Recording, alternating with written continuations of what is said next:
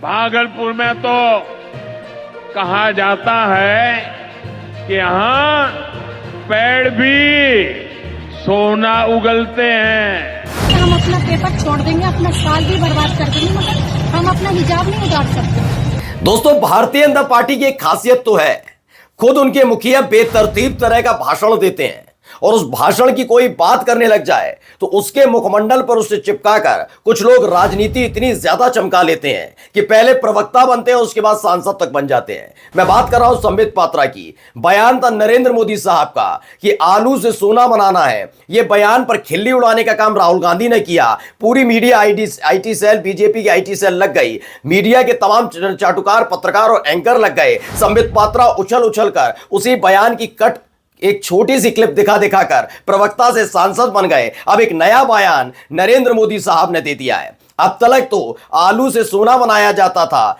साहिब की तरफ से, अब अंधभक्तों के आका ने पेड़ पर सोना उगवा दिया है। वो बात अलग है कि हमारे देश की अर्थव्यवस्था न केवल डामाडोल हुई है बल्कि रसातल में घुस गई है। शेयर मार्केट के हालात आप जाकर देख लेंगे तो हर कोई लानतें भेज रहा है, लेकिन पेड़ पर सोना उग रहा है कोई और नहीं कह रहा, हमारे देश के प्रधानमंत्री कह रहे हैं। और प्रधानमंत्री की हर एक बात आधिकारिक होती है तो यकीन मानकर चलिए पेड़ पर सोना ही उग रहा है। लानतें कोई नहीं भेजेगा, कोई हंसी नहीं उड़ाएगा।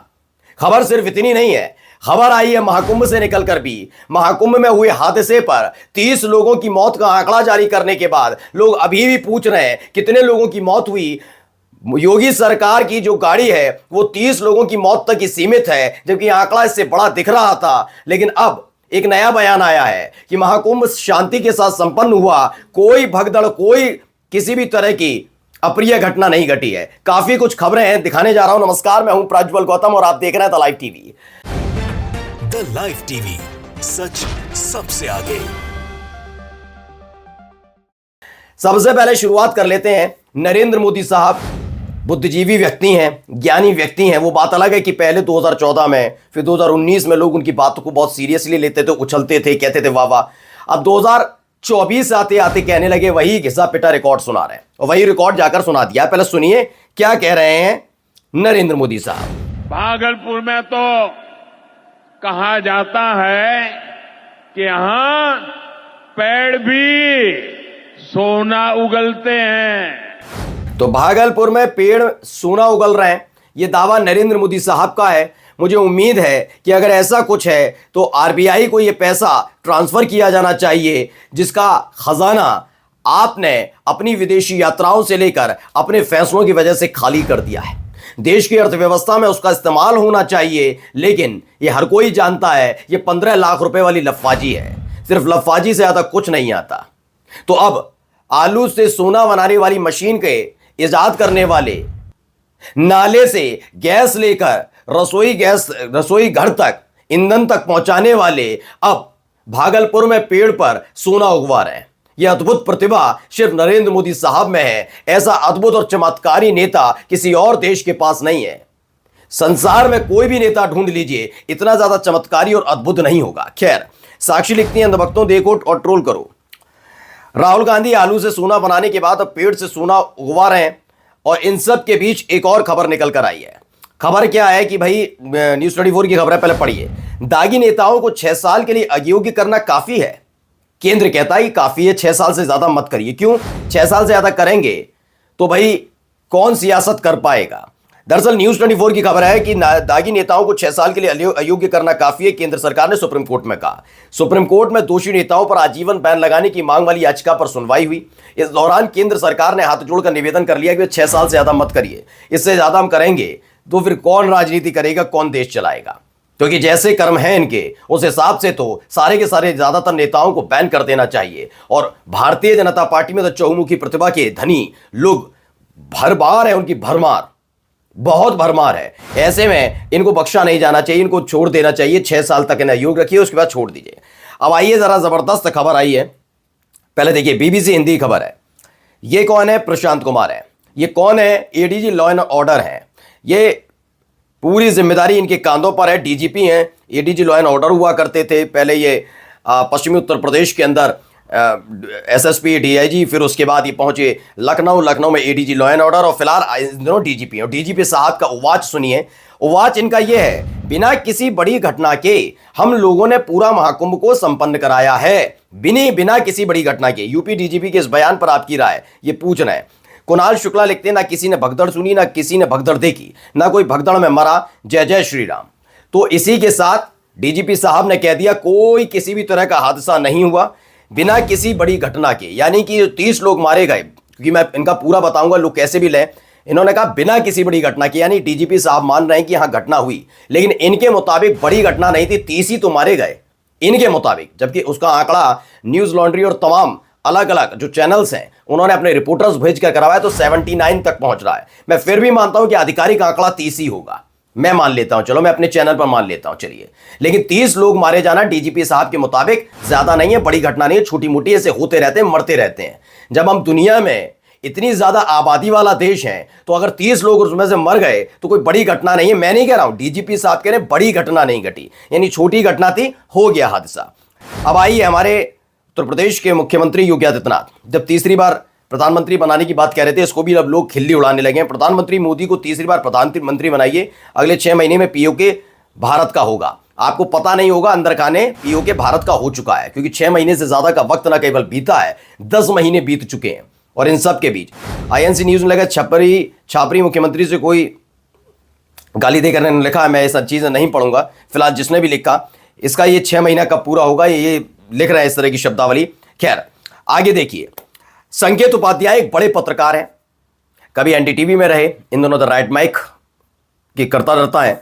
उन्होंने एक ट्वीट किया है, उसे देखना चाहिए, क्योंकि ये तस्वीर, क्योंकि महाकुंभ का समापन भी हो रहा था और एक दूसरी तरफ आप देख रहे थे महाशिवरात्रि चल रही थी, ऐसे में एक तस्वीर को साझा किया गया, उन्होंने अपनी तरफ साझा किया और यह तस्वीर किसी और ने नहीं, मेजर जनरल हर्षा कक्कर ने शेयर की।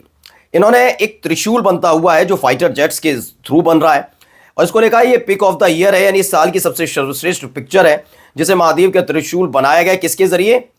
30 M के एयरक्राफ्ट ने। सैल्यूट टू इंडियन एयरफोर्स, ये कहते हैं इंडियन एयरफोर्स ने 30 M के एयरक्राफ्ट के जरिए त्रिशूल को बनाया आसमान में।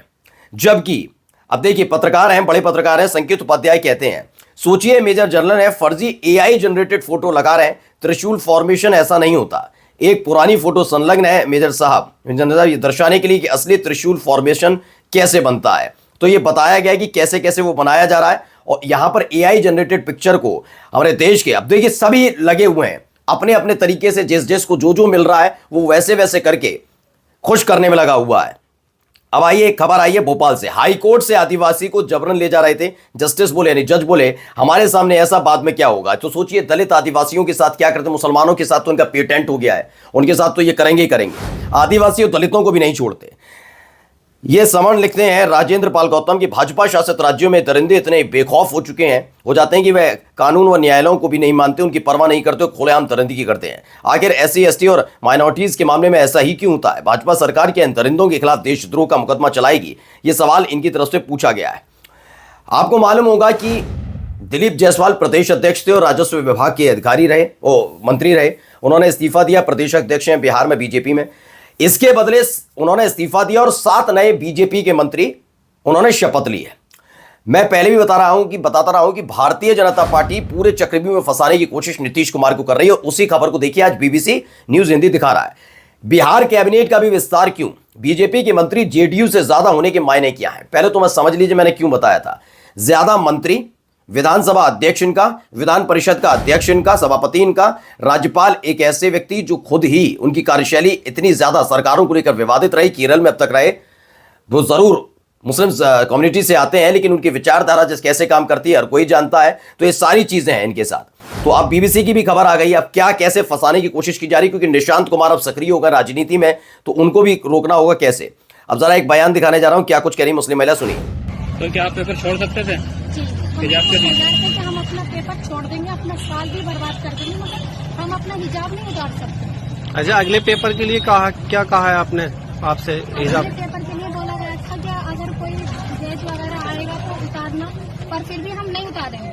जब हमने पहली बार ही बोल दिया उनसे कि हम पेपर नहीं हिजाब नहीं उतारेंगे तो नहीं उतारेंगे। तो ये कुछ खबरें निकलकर सामने आई जिसमें बताया गया कि किस तरीके से ये सब किया गया है। अब इसे लेकर मनोज शर्मा लखनऊ लिखते हैं, यूपी बोर्ड एग्जाम 2025 मुरादाबाद में हिजाब पहनकर परीक्षा देने पर हंगामा हुआ। छात्रों ने हिजाब हटाने से इनकार कर दिया, परीक्षा छोड़ने की धमकी दी है। डीआईओएस ने मामला सुलझाया और हिजाब पहनकर परीक्षा देने की अनुमति दी।